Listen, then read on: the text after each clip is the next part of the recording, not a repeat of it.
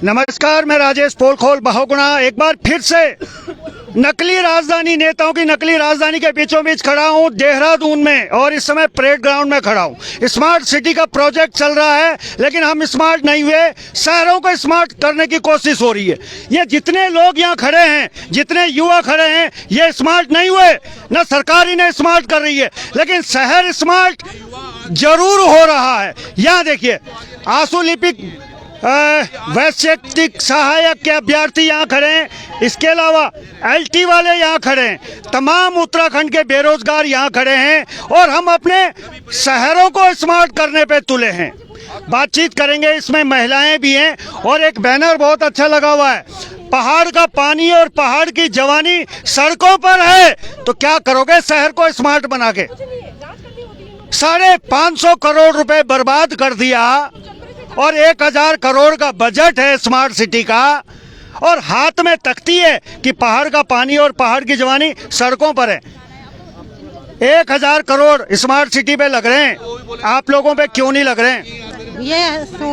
यही तो है सरकार की मेहरबानी। हाँ, हम एलटी चयनित अभ्यर्थी हैं, हमें 1 साल से रिजल्ट आ चुका है, 1 साल पहले, अभी तक नियुक्ति नहीं हुई।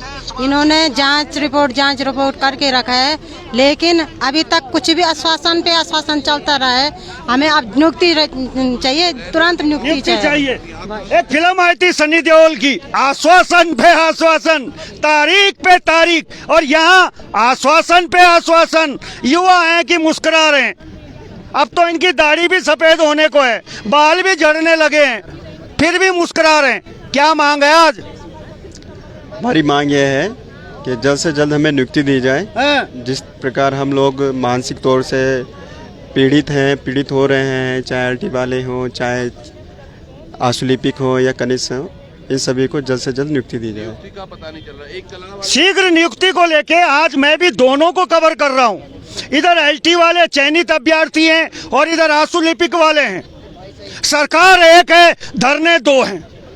समझ में नहीं आ रहा, इधर वालों को कवर करूं, इधर वालों को कवर करूं, या सरकार आपको कवर करूं। इधर आता हूं, एक भाई साहब और हैं। नमस्कार, कितनी उम्र है? सर 30 साल उम्र हो गई है हमारी। 30 साल की उम्र है, क्या कहना चाहते हैं? लोग कहते हैं कि युवा मुख्यमंत्री है हमारा।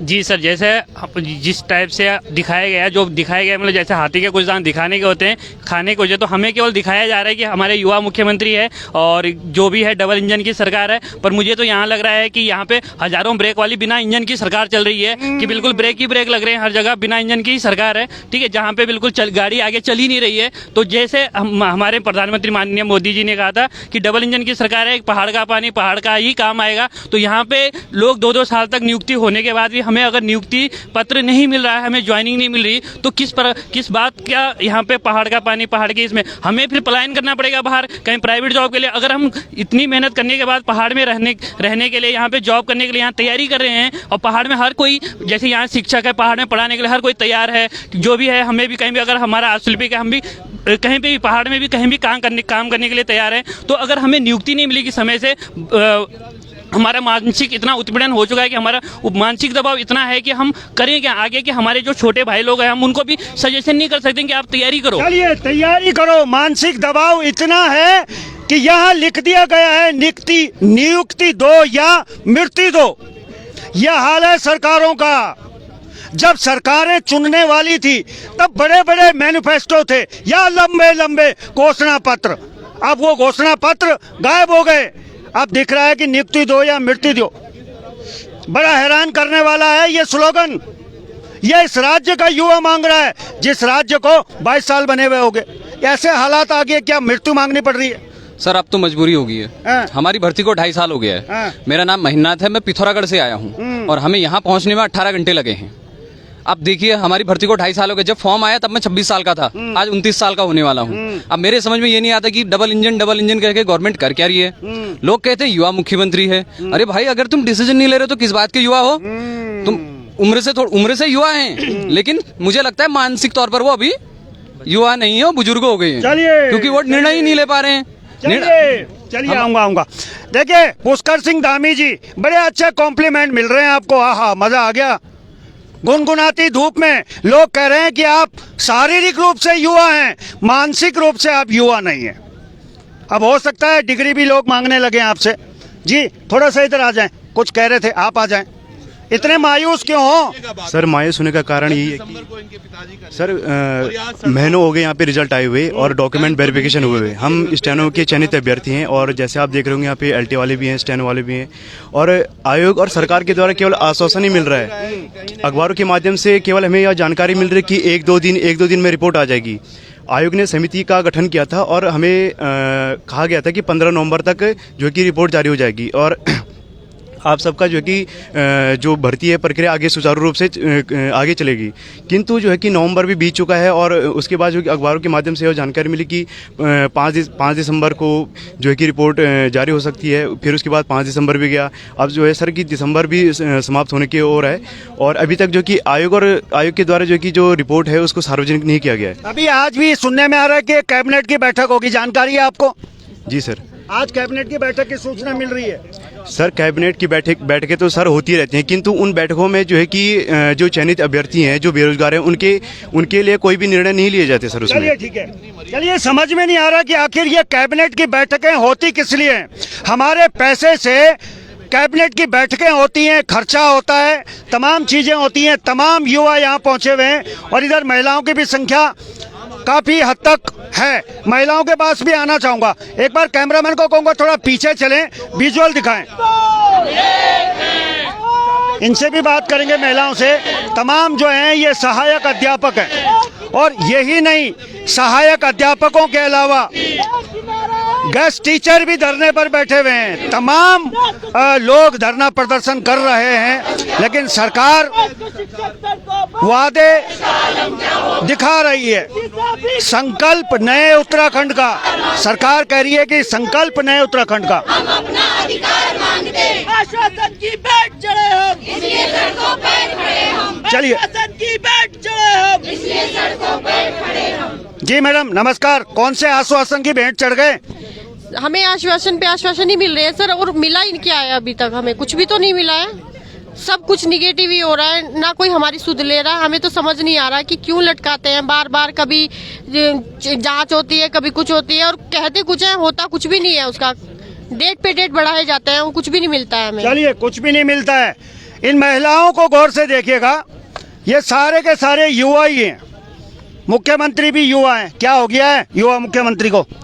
सर वो तो युवा मुख्यमंत्री जाने कि वो ऐसे द्वंद्व की स्थिति में क्यों है कि निर्णय भी नहीं ले पा रहे हैं हमारी भर्तियों पर और ना ही हमें नियुक्ति दे पा रहे हैं। हम 2 साल से वेट कर रहे हैं अपनी नियुक्तियों का, लेकिन हमें नियुक्ति नहीं दी जा रही है। हमारे साथ साथ हमारे घर वाले, हमारे आसपास वाले, सबका नेगेटिव माइंड सेट हो गया है कि सरकारी नौकरी की तैयारी करके करना क्या है। सरकारी नौकरी में जो है सिलेक्शन होता है, लेकिन नियुक्तियां नहीं दी जाती है। नियुक्तियों के लिए रैली, धरने, प्रदर्शन करने पड़ते हैं। हमें स्कूलों में होना चाहिए था, हमें बच्चों के शिक्षा दीक्षा पे काम करना चाहिए था, लेकिन हम बस सरकार से मांग ही कर रहे हैं और मांग भी अपने हक के लिए कर रहे हैं कि हमें हमारा हक दीजिए, हमें स्कूलों में भेजिए। चलिए, बेटी बचाओ बेटी पढ़ाओ, फिर उनकी नियुक्ति लटकाओ। अब तो ये स्लोगन लिखने वाले, दीवार पे लिखने वालों को भी शर्म आने लगी होगी। कैसे लिखें बेटी पढ़ाओ बेटी बचाओ और उसके बाद परेड ग्राउंड में यहाँ खड़ा कर दो न्याय मांगने के लिए?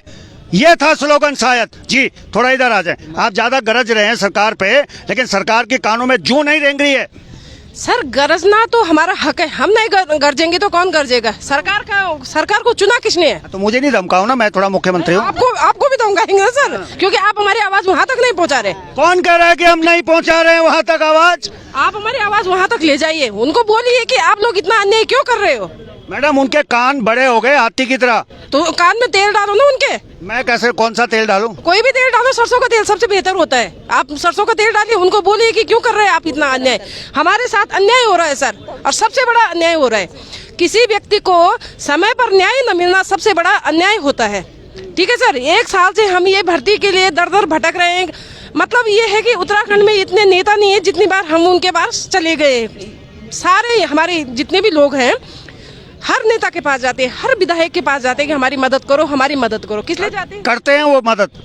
सर मदद करते तो हम यहाँ परेड ग्राउंड में खड़े होते, यहाँ पे नारेबाजी कर रहे होते, हम अपने स्कूलों में होते, अपने बच्चों को पढ़ा रहे होते। आपको पता है सर, एक न्यूज बताऊं मैं, अखबार में आ रखा था कि एक हिंदी सब्जेक्ट में कम से कम 17-18 बच्चे फेल हुए। आप बताइए सर, अगर स्कूल में टीचर होते हैं, अंग्रेजी में देखो, वहाँ देखो आप, ये इसमें लिखा हुआ है सर, ये पे है इसका मतलब इतना, मतलब यहाँ से लोग पलायन तो करेंगे, सब बाहर से लोग पलायन कर रहे हैं, यहाँ भुखमरी फैल रही है, क्यों हो रहा सर ये सब? क्योंकि जब स्कूलों में अगर शिक्षा सही नहीं मिलेगी तो स्कूलों में पहाड़ों में भी लोग रहेंगे नहीं, क्यों रहेंगे? उनको सब धन सिंह रावत जी से भी मिले आप, जो शिक्षा मंत्री है? जी बिल्कुल, धन सिंह रावत से भी मिले, उनके घर में बैठे भी, लेकिन सर उनका भी झूठा आश्वासन, वो मंत्री नहीं है सर। वो मंत्री होते तो वो सख्त निर्देश देते अधिकारियों को सख्त निर्देश देते, कहते कि भाई तुम लोग इनका काम करो। वो क्या बोलते हैं कि हमारे पास फाइल नहीं है। अरे फाइल कैसे नहीं आई भाई? तुम लोग बोलोगे तभी तो फाइल आएगी।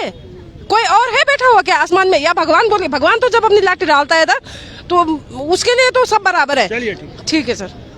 चलिए, झूठा है तेरा वादा, वादा तेरा वादा, और वादे पे लूटे गए ये बंदे, ये सीधे साधे तमाम जो युवा हैं। मैं फिर कह रहा हूँ, ये मुस्कुरा तो रहे हैं, इनके चेहरे में मंद मंद खुशी तो है, लेकिन ये खुशी झूठी है, ये अंदर से खुश नहीं है। ये देखिए, एक भाई साहब और मिले। नमस्कार, क्या शुभ नाम है? सर मेरा नाम बॉबी है सर, मैं उत्तरकाशी से आया हूँ सर। उत्तरकाशी से आए हो, इतने अच्छे इलाके से आए हो सर। ये सरकार आपने चुनी है, हमने चुनी है, या किसी और ने चुनी है? ये हो क्या गया इस सरकार को? सर बहरी हो गए सर, असंवेदनशील हो गई सर। हाँ। हमारे सर, मैं LT चयनित हूँ सर, और हमारा रिजल्ट 1 साल होने को है सर, और अभी तक सर हमको नियुक्ति नहीं मिली। अभी सर 10 तारीख को मेरे पापा एक्सपायर हुए हैं, उनका सपना था सर मुझे नौकरी करते हुए देखना चाहते। आगे आ जाओ भैया। उन्हें जैसे तैसे कर सर मुझे पढ़ाया, और जब पिछले साल 31 दिसंबर को हमारा रिजल्ट आया था तो बहुत खुश थे कि बेटे की नौकरी लग गई है, लेकिन सर हाल वही है, वो सपना उनका सपना ही रह गया सर। क्योंकि सर ये आप कह रहे थे कि मुख्यमंत्री जो है युवा है, सर मुख्यमंत्री तो युवा, लेकिन हमको बूढ़ा बना दिया सर। पिछले 2 साल से सर हम जो है सड़कों पे भटक रहे हैं, लेकिन अभी तक सर सब कुछ होने के बाद भी हमको नियुक्ति नहीं मिली। चलिए, इसका सबसे बड़ा कारण ये हो सकता है कि मैं आज पते की बात और राज की बात बता रहा हूँ कि शायद हमारे विधायक मोदी जी के नाम पे चुने जा रहे हैं, इसलिए ये सुनेंगे नहीं जनता की, इन्हें पता है कि फिर मोदी जी के नाम पे बन जाएंगे। ऐसा हो सकता है सर हम शिक्षक है सर, हम सारी चीज़ें देख रहे हैं, कब तक चलेगी ये चीज़? हम सर समाज को बनाते भी, हम बिगाड़ते भी है सर।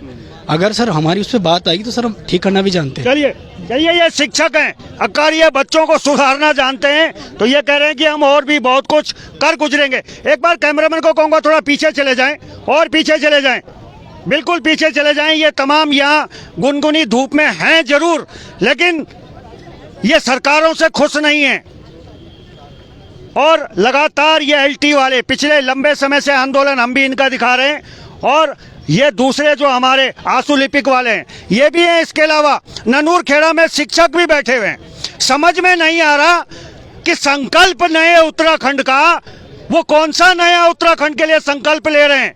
जब ये उत्तराखंडी यहाँ खुश नहीं है तो संकल्प किस नए उत्तराखंड का? कितने पैसे इन पोस्टरों में फूके जा रहे हैं? जवाब तलाशेंगे। तो फिलहाल अभी के लिए बस इतना ही। देखते रहिए पर्वतवाणी लाइव।